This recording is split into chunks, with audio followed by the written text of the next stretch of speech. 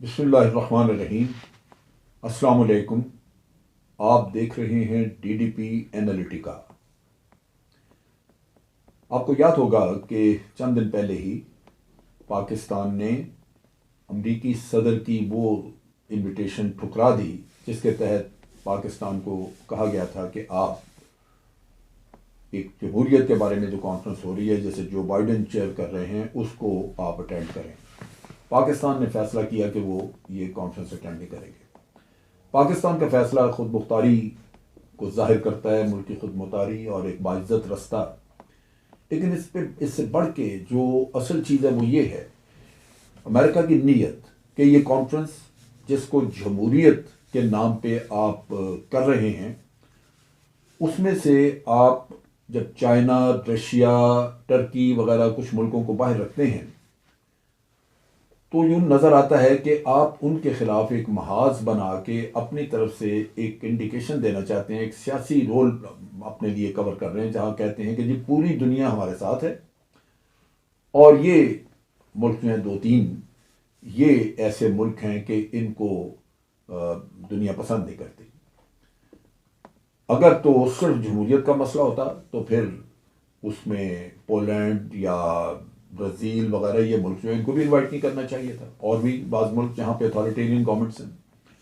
लेकिन वो वही चीज़ वो नीयत जाहिर करती है कि आपकी नीयत जमहूरियत वाली नहीं है बल्कि आप अपना एक सियासी मकसद हासिल करना चाहते हैं कुछ मुल्कों को नीचा दिखा के।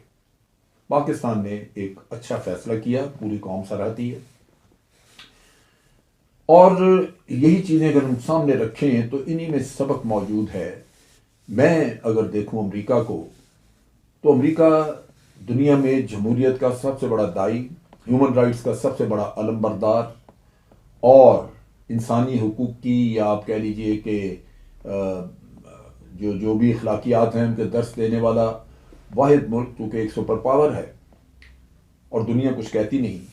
लेकिन हकीकतन ये जो सुपर पावर है ये जंगी जराइम की सुपर पावर है, ये दहशतगर्द सुपर पावर है और ये एक दोगलापन रखने वाली सुपर पावर है। आप देखें कि इनके किरदार हैं क्या। ये सिर्फ आज की बात नहीं मैं कर रहा, ये आप अगर पिछली 100 साल की हिस्ट्री देख लें इनकी और दूसरी जंग अज़ीम के बाद से ख़ास तौर पे, तो आप देखेंगे कि ह्यूमन राइट्स और जमहूरियत ये दोनों चीज़ें यूनाइटेड स्टेट्स जिनकी बात करता है और इस पे अपने आप को बड़ा एक ऊंचे दर्जे पे रखता है, दर हकीकत ये दो चीज़ें हैं जिनको इन्होंने कभी भी इसकी ना कदर की और जब ज़रूरत पड़ी इनको निगेट किया। ये एक झूठी अपनी एक जिसे हम कहते हैं सेल्फ राइटियसनेस या जो अपने आप को एक बहुत ही अच्छा पेश करना कि हम सबसे अच्छे हैं, वो एक इनके अंदर रुझान है जिसकी वजह से ये अपने जराइम पे कभी नज़र नहीं डालते। जबकि मेरा ख्याल है कि दुनिया में सबसे ज़्यादा जराइम जो हैं वो अवाम के बारे में या अक़वाम आलम के बारे में अगर किसी ने किए हैं तो वो अमेरिका है। अमेरिका ने बड़ा एक्टिवली मुख्तलिफ मुल्कों में इंसर्जेंसीज, दहशतगर्दी को सपोर्ट किया, इंसर्जेंस को सपोर्ट किया और खुफिया तरीक़ों से CIA वगैरह के ज़रिए हुकूमतें तब्दील की, जमहूरी हुकूमतें तब्दील की, अपनी सोच के मुताबिक। जहाँ उनको ज़रूरत पड़ी जमहूरियत का नाम लेते रहे लेकिन जमहूरी हुकूमतों को उन्होंने ख़त्म किया। न्यूक्लियर रेस दौड़ भी इन्होंने शुरू की एटमी हथियारों की, और फिर आप देखिए कि इन्होंने मुख्तलिफ जगहों पे ड्रोन्स और एयर स्ट्राइक्स के ज़रिए हज़ारों लोगों को मारा। इनका अगर दूसरी जंग अज़ीम का एक ही वाक़या जो कि इन्होंने हिरोशिमा और नागासाकी पे बॉम्ब गिराया था, वो दुनिया का वाहिद एक वाक़या है जिसमें कि वहाँ पे लाखों लोग मारे गए और उसके बाद या उससे पहले किसी ने न्यूक्लियर वेपन्स इस्तेमाल नहीं किए थे। ये वाहिद मुल्क है जिसने न्यूक्लियर वेपन्स इस्तेमाल किए। अब अगर ये दुनिया को न्यूक्लियर वेपन्स इस्तेमाल ना करने का या उसके बारे में अखलाकियात का दर्स दें तो हकीकतन तो इनका अपना चेहरा जो है वो मसख हो चुका है इनके अपने जराइम की वजह से। इन्होंने मुख्तलिफ मुल्कों में अक्सर औकात अपने मकासद के लिए डिक्टेटर्स को सपोर्ट किया। जो अथॉरिटेरियन गवर्नमेंट थी उनके साथ मिलकर काम किया। आप पाकिस्तान की मिसाल ले लें, हमेशा जब यहाँ डिक्टेटर्स की गवर्नमेंट हुई तो अमरीकनों ने कभी उनके साथ ताल्लुकात ख़राब नहीं किए, उनके साथ तावन रहा, और उस वक़्त उनको कभी जमहूरियत याद नहीं आई। लेकिन जब डिक्टेटर से ज़रूरत उसकी नहीं रही या उसका आगे कोई काम नहीं रहा तो फिर यहीं उनके सामने जमहूरियत का राग अलापना शुरू कर दिया। इसी तरह आप देखिए कि ह्यूमन राइट्स के बारे में चाइना में जो सिनक्यांग में वहाँ पे मुसलमानों के ख़िलाफ़ कुछ कार्रवाइयाँ वगैरह हो रही हैं, वहाँ कहा जाता है कि मुसलमान वहाँ पे मुश्किल में हैं, तकलीफ़ में हैं। लेकिन कितनी तकलीफ़ में हैं, कितनी मुश्किलात हैं, क्या उनकी मुश्किलात जो जुल्म कश्मीर में हो रहा है उससे ज़्यादा हैं, या जो भारत में मुसलमानों के ख़िलाफ़ कवानीन और मुसलमानों के साथ जो कुछ वहाँ पे हो रहा है, जिस तरह गौ रक्षा के नाम पे उनको मार दिया जाता है, क्या चाइना में इससे ज़्यादा जुल्म हो रहा है? लेकिन आप देखिए कि चाइना के ऊपर ना सिर्फ पाबंदियाँ बल्कि सख्त तनकीद भी की जाती है कि हम अमेरिका यानी चाइना के ऊपर इसलिए पाबंदी लगा रहा है कि इनका रवैया मुसलमानों के साथ अच्छा नहीं है, जबकि भारत में वही काम कहीं उससे ज़्यादा शिद्दत से हो रहा है और ना वहाँ पे आज़ादी सहाफ़त है, ना ही वहाँ पे कोई अपनी राय दे सकता है। अभी बिपिन रावत का जैसे ही हुआ ये एक्सीडेंट, उसका एयर क्रैश हुआ, तो वहाँ किसी ने अपने ख्यालात के मुताबिक जिन लोगों ने कोई ट्विटर वगैरह पे कमेंट लिखे वो अच्छे थे या बुरे थे, उनकी अपनी सोच थी, लेकिन वहाँ आज़ादी इज़हार राय इतनी कम है कि ढूंढ ढूंढ के उन लोगों को अरेस्ट कर लिया गया। क्या अमेरिका कभी जागा? क्या कभी अमेरिका ने कोई बात की कि ये भी इंसान है, ये मुसलमान जो यहाँ पे हैं और उनको कश्मीर से गिरफ्तार किया जा रहा है, इतनी भी आपकी आज़ादी इज़हार राय उनके लिए नहीं है? लेकिन यहाँ अमेरिकन जो है वो उनका मयार बिल्कुल मुख्तलिफ है। उन्होंने अपने कवानीन बदले, एक कानून असूल बताया दुनिया को कि ये असूल ये है कि हम चाहते हैं कि दुनिया में न्यूक्लियर वेपन्स ना फैलाए जाएं ताकि सिक्योरिटी रहे, इंसानी नस्ल का तहफ़्फ़ुज़ हो सके। और अपना एक कानून बनाया उन्होंने कि अमेरिका कभी भी किसी को न्यूक्लियर टेक्नोलॉजी ट्रांसफ़र नहीं करेगा जब तक कि वो न्यूक्लियर नॉन प्रोलाइफरेशन के एग्रीमेंट पे दस्तखत नहीं कर लेता। यानी दूसरे लफ्ज़ों में जब एक मुल्क इस माहदे पे दस्तखत करके इस चीज़ का अहद पक्का करके देगा कि वो कभी भी न्यूक्लियर वेपन वगैरह नहीं बनाएगा, न्यूक्लियर फील्ड में वो उन कवानीन को का पास करेगा जो कि माहदे का हिस्सा हैं, तो फिर अमेरिका उससे बातचीत कर सकता है कि उसको वो किसी तरह अगर कोई देना चाहता है न्यूक्लियर कोऑपरेशन। लेकिन भारत के मामले में उन्होंने अपने कानून को बदला, ख़ास तौर पे सिर्फ भारत को अकोमोडेट करने के लिए।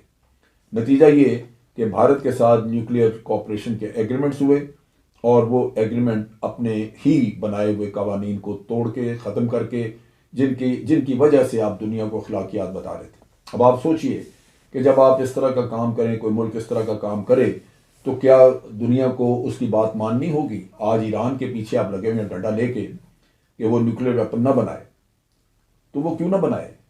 या कोई और मुल्क अगर उसको कोई ख़तरा है तो वो क्यों ना अपने लिए न्यूक्लियर वेपन बनाए? जबकि आप अखलाकियात जो सिखा रहे हैं वो तो अखलाकियात है ही नहीं। आप तो अपने मनमानी कर रहे हैं कि जहाँ जी चाहा वहाँ पे कानून बना दिया, जहाँ जी चाहा नहीं।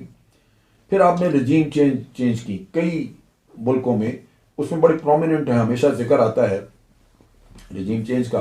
1953 में आपने देखा कि ईरान में डॉक्टर मुसद्दक एक इलेक्टेड वज़ीर आज़म था, उसकी हुकूमत तब्दील की। क्यों?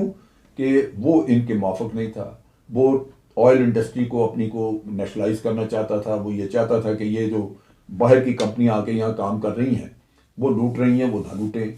तो ये आप देखिए कि उसके साथ क्या हुआ, उसका तख्ता उल्टा CIA ने जो बाद में अब डॉक्यूमेंट्स में भी मौजूद है, दुनिया को पता है। फिर उन्होंने आप देखिए कि ड्रोन अटैक्स किए। अभी पिछले दिनों ही जब ये इनखला कर रहे थे अफगानिस्तान से, तो एक ड्रोन अटैक करके एक फैमिली के 10 लोग मार दिए। कहा जी यहाँ दहशतगर्द थे, बाद में पता चला कि बच्चे मारे गए, कोई दहशतगर्द था नहीं। लेकिन बेज़मीर, कोई नदामत नहीं, कुछ नहीं। हल्का सा बाद में पहले तो कहते रहे कि नहीं ठीक मारे हैं हमने, फिर हल्का सा कोई मादत खाना सा कोई बात कर दी। हमेशा यूनाइटेड स्टेट्स जो अपने आप को जमहूरियत और ह्यूमन राइट्स का एक कहते हैं जी, हमारी शख्सी आज़ादियाँ और हमारे जो आबा अजदाद थे उनके बताए हुए असूल, वो जहन्नम में गए असूल, क्योंकि आप वो फॉलो कोई नहीं करते। जो जो कत्ल गारत इन्होंने फैलाई है, जंगी जराइम जो कुछ इन्होंने किए हैं, उनको अगर आप सामने रखें तो हकीकतन दुनिया में इन्होंने अपनी मर्जी से फ्रीडम, आज़ादी या जमहूरियत वगैरह जो कुछ भी है उसके जो स्टैंडर्ड्स हैं वो इनके मतलब मज़ा का खेज हैं कि वो खुद ही उनको तोड़ते हैं और फिर कोई मलाल नहीं। नतीजा ये कि अमेरिका को हकीकतन कोई इखलाकी हक हासिल नहीं है कि वो किसी को जमहूरियत का दर्स दे सके या वो किसी को कोई ऐसी बात बता सके जिससे ह्यूमन राइट्स और बड़े कोई इंसानी हकूक़ की बात हो। पाकिस्तान ने यही चीज़ सामने रखी और इस बात में फैसला किया। मैं एक चीज़ यहाँ पे और कहना चाहूँगा, नोम चॉम्स्की जो कि बहुत बड़े अमेरिकन स्कॉलर हैं और बड़ी उनकी रिस्पेक्ट है, एक आदमी जो कि हमेशा साफ गोई से काम लेता है, वो ये समझते हैं कि अगर न्यूरमबर्ग लॉज, कवानीन जो न्यूरमबर्ग के थे, अगर वो अप्लाई किए जाते अमेरिका के ऊपर, तो ये कहते हैं कि जंग अजीम के बाद से लेके आज तक हर अमरीकी सदर बिलाखिर फांसी पे चढ़ता। उनको सज़ा फांसी की होती, क्यों कि उन सब के क्राइम इस नौयत के हैं कि वो बिल्कुल उनको सज़ाए मौत मिलती अगर कवानीन वही होते जो दुनिया पे लागू किए जा रहे थे न्यूरमबर्ग के ट्रायल्स में। वॉर ऑन टेरर इन्होंने शुरू की और उसमें आपने देखा कि इन्होंने दुनिया को तहस नहस कर दिया। इराक में जारी जंग शुरू की, वहाँ पे वेपन्स ऑफ मास डिस्ट्रक्शन का ड्रामा, लाखों लोग मार दिए, लेकिन कोई मलाल नहीं कि जी हमारी सिर्फ इतना कह दिया कि वो गलत इंफॉर्मेशन थी या गलत इंटेलिजेंस थी। ये क्या उससे हकायक बदल जाएंगे? इसी तरह आप अफ़गानिस्तान में देखिए, 9/11 की आड़ में इन्होंने अफ़गानिस्तान पे चढ़ाई की और बेशुमार सिविलियंस वहाँ पे मार, नाइट रेड्स होते थे, घरों में घुस जाते थे ये लोग, कोई वहाँ पे किसी का पर्दा चारदीवारी, चादर चारदीवारी का कोई ख्याल नहीं। नतीजा ये कि वो इतना ज़्यादा वहाँ पे नुकसान हुआ। और सिर्फ वो नहीं, अफ़गानिस्तान में जंग के बाद जो हमें साथ मुंसलिक किया गया, पाकिस्तान में आप देखिए कि कितने बेगुनाह लोग मारे गए। हमारे यहाँ जो दहशतगर्दी इस तरह नहीं थी, वहाँ आप देखिए कि ये सुइसाइड बॉम्बिंग्स आ गई और 80,000 पाकिस्तान के लोग मारे गए जो कि बेगुनाह थे। अमेरिका ने कभी भी इन तबाहियों पे जो तबाही फेरी उन्होंने, इसके ऊपर कभी उन्होंने मलाल का इजहार नहीं किया। जितने भी इनके शर्मनाक किस्म के फैसले थे, वो इराक में हो या शाम में हो। अब शाम में भी आप देख लीजिए कि एक तरफ दाइश या अलकायदा के ख़िलाफ़ आप लड़ रहे हैं यमन में या इराक में, दूसरी तरफ अल जबहतुल नुसरा, वही अलकायदा से एक ग्रुप निकाल के उसको लीबिया से चोरी किए हुए हथियार दे दिए और बशर अल असद के ख़िलाफ़ लड़ाना शुरू किया। वही टेररिस्ट जो हैं उनको वो अब अमेरिका के एसेट बन गए, इसराइल का एसेट बन गए, इसराइल में जाके वो अपने राज मालजे कराते रहे। इसी तरह दाइश को भी इनडायरेक्टली सपोर्ट यहीं से मिलती रही और आप सोचिए कि अखलाकियात हैं किधर फिर। ओवरऑल इराकी जो थे वो लाखों में वो कहते हैं मारे गए, लेकिन उसमें बढ़ के जो बहुत ही तकलीफदेह चीज़ थी वो ये है कि अबू गरैब जो वहाँ पे एक जेल थी, उसमें जो गैर इंसानी सलूक लोगों के साथ, कैदियों के साथ किया गया, जेल में जो टॉर्चर दिया गया लोगों को, वो शर्मनाक है।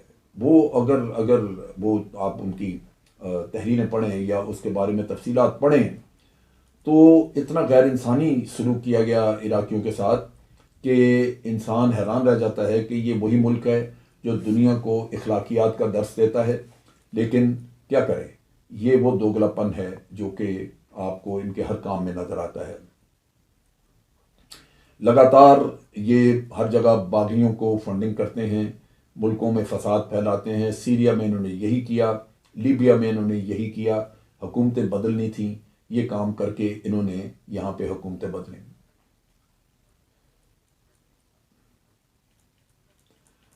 लाखों इंसान मारे गए पिछले 2 दहाइयों में सिर्फ अमेरिका की वॉर ऑन टेरर की आड़ में। एमनेस्टी इंटरनेशनल ने ख़ास तौर पे अफ़गानिस्तान की तरफ तवज्जो दिलाई कि वहाँ सिविलियन कैजुअल्टीज़ बहुत ज़्यादा हुई हैं और अमेरिका को उसका ख्याल करना चाहिए, लेकिन अमेरिका ने अपना रवैश वहाँ नहीं बदली। इसी तरह आप देखें कि जब भी एयर रेड्स हुए या ड्रोन इस्तेमाल हुए तो जब सिविलियन मारे गए तो ये टोटली गैर कानूनी हरकत थी और इंसानियत के ख़िलाफ़ थी, जो कि अमेरिका को नहीं करनी चाहिए थी, लेकिन बदकिस्मती इन्होंने की। फिर ये कहा जाता है कि ये जो कोल्ड वॉर का पीरियड था, इसमें इससे लेके आज दिन तक, यानी कोल्ड वॉर जब ख़त्म हुई, जब सोवियत यूनियन ब्रेक कर गया, तो उस दौरान इन्होंने तकरीबन 71 के करीब ऐसी हुकूमतें थीं जिनको किसी न किसी तरह एक्टिवली पार्टिसिपेट करके या क्लैंडस्टाइन तरीके से, छुपे हुए तरीके से इन्होंने उन हुकूमतों को गिराया, तबाह किया, रिजीम चेंज जैसे हम कहते हैं। क्या ये काम जायज़ है? क्या इनको ये करने चाहिए थे? बात यह है कि अमेरिका जब अपनी बात करता है तो उसकी जो मॉरलिटी के मायार हैं वो अपनी नज़र में रखता है, वो कुछ और होते हैं। जब दुनिया पे अप्लाई करता है तो वो मायार कुछ और होते हैं। इंटरनेशनल कोर्ट ऑफ जस्टिस ने ट्रायल की बात की और उन्होंने कहा कि अफगानिस्तान में जो ह्यूमन राइट्स वायलेशंस हुई हैं, जो वॉर क्राइम्स हुए हैं, उसके लिए वो तहकीकात के लिए अमेरिका आना चाहते हैं। डोनाल्ड ट्रंप ने उनको मना किया कि ख़बरदार इधर नहीं आना, आपको कोई वीज़ा नहीं दिया जाएगा, मैं इजाज़त नहीं दे सकता कि किसी भी अमरीकी का ट्रायल हो। आप ज़रा इमेजिन कीजिए कि अमरीकी को खुली छुट्टी है, लाइसेंस है उसके पास कि वो जिस तरह चाहे वो वो जिस तरह चाहे लोगों को मारे, कत्ल करे, और जहाँ चाहे किसी मुल्क में दहशतगर्दी करवाना चाहे करवा दे, किसी मुल्क में मिलिटेंसी को हवा देना चाहे वो दे दे, लेकिन उसको पूछा नहीं जा सकता।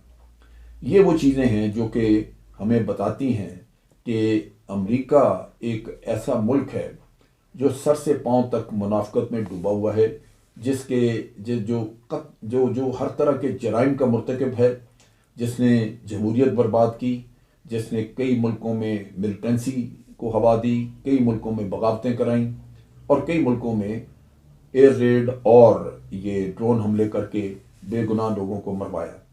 अगर ये सारी चीज़ें आप सामने रखें तो अमेरिका का एक शर्मनाक किरदार सामने आता है, जिससे इंसान ये अंदाज़ा लगाता है कि ये वो चीज़ें हैं जब इंसान को रब्बुल आलमीन कुव्वत और ताकत देता है और वो उसका सरीहन गलत इस्तेमाल करता है तो ज़वाल शुरू हो जाता है।